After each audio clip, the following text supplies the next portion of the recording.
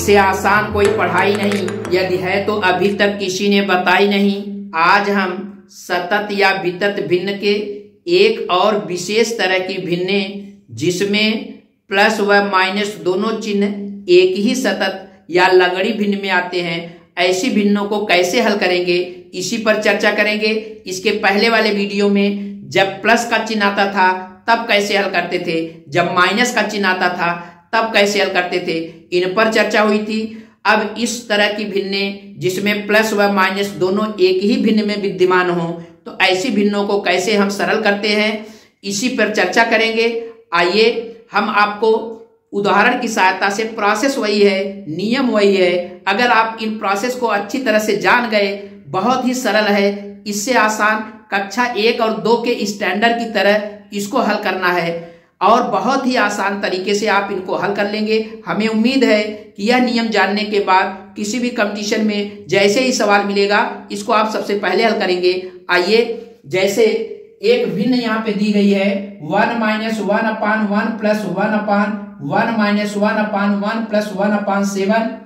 आप देख रहे हैं कि इस एक ही लंगड़ी भिन्न में प्लस व माइनस दोनों का साइन है, तो प्रक्रिया या प्रोसेस ठीक वही करेंगे। पहले आप देखेंगे 1 2 3 4 पूर्णांक हैं, तो 4 आप समकोण त्रिभुज बना लीजिए। ठीक उसी तरह से ध्यान देने वाली बात है कि प्रक्रिया प्रोसेस वही करना है और बड़ा ही इंटरेस्टेड ये प्रोसेस है।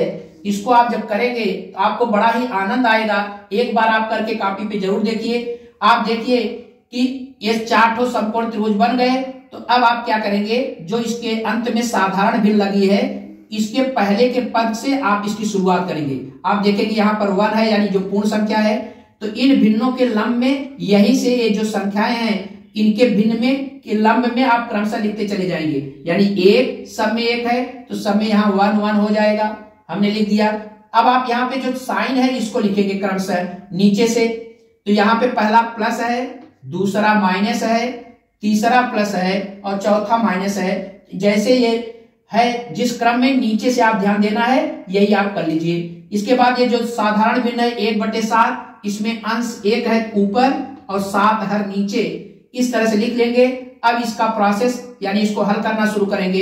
ये हो जाएगा 7 1 के साथ, यहाँ प्लस का साइन है, इसमें 1 जोड़ देंगे, तो 7 1 के साथ 1 8 यहाँ इसके आधार में लिखेंगे और जैसे ही 8 लिखेंगे इसका आधार इसके कर्ण पर शिफ्ट हो जाएगा।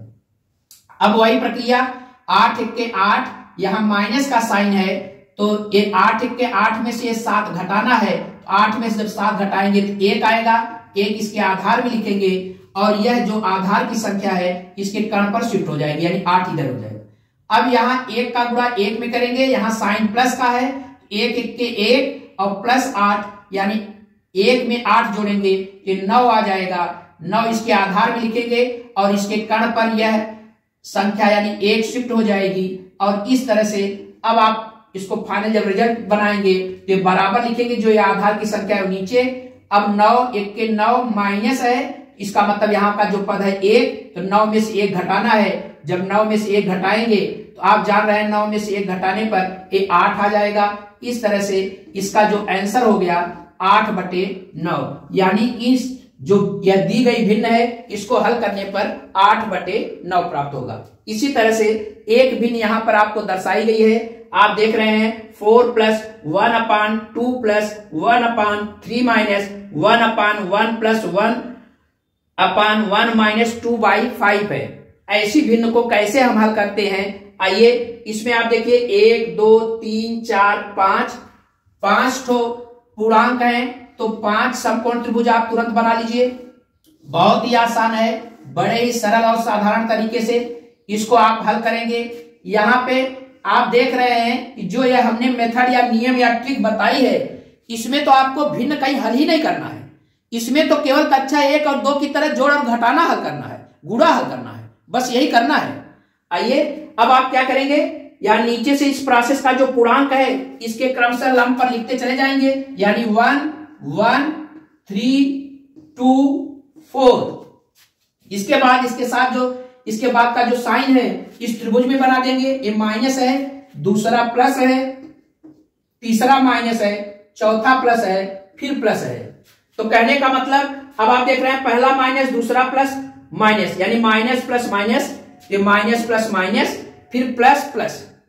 अब आप क्या करेंगे, जो ये लास्ट का साधारण भिन्न है, इसी पद को 2/5 है तो 2 अंश में और 5 हर में लिख देंगे।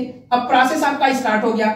यहां से 5 1 के 5 में से 2 घटाएंगे तो ये 3 आ जाएगा। 3 इसके आधार पर लिखेंगे, तुरंत इसका आधार इसके कर्ण पर शिफ्ट हो जाएगा। अब आप यहां देखेंगे 3 का गुणा 1 में करेंगे, 3 1 के 3 और 5 8, 8 इसके आधार में लिखेंगे और यह 3 यहां पे शिफ्ट हो जाएगा। अब आप ध्यान देंगे 8 3 24, 24 में से 3 घटाएंगे, 8 का गुणा अगर 3 में करेंगे तो 8 3 24, 24 में से 3 घटाएंगे तो आप जानते हैं 24 में से 3 घटाने पर 21 आता है और यहां पर 8 शिफ्ट कर जाएंगे। 21 दूना 42, 42 और 8 आप देख रहे हैं 21 दूना 42 और यहाँ पे प्लस का साइन है, इसका मतलब इसको जोड़ना है। तो 21 दूना 42, 8 क्या हो जाएगा 50, 50 यहाँ पे हो जाएगा और इसके कर्ण पर यह 21 शिफ्ट हो जाएगा।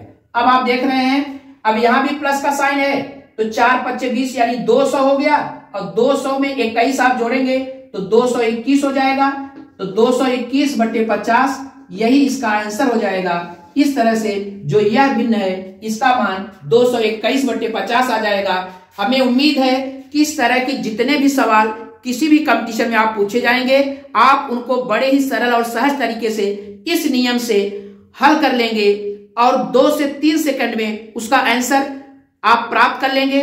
तो ऐसे सवालों को आप अवश्य हल करिएगा। फिर अगले वीडियो में किसी नए नियम के साथ हाजिर होंगे। तब तक के लिए धन्यवाद। Thank you.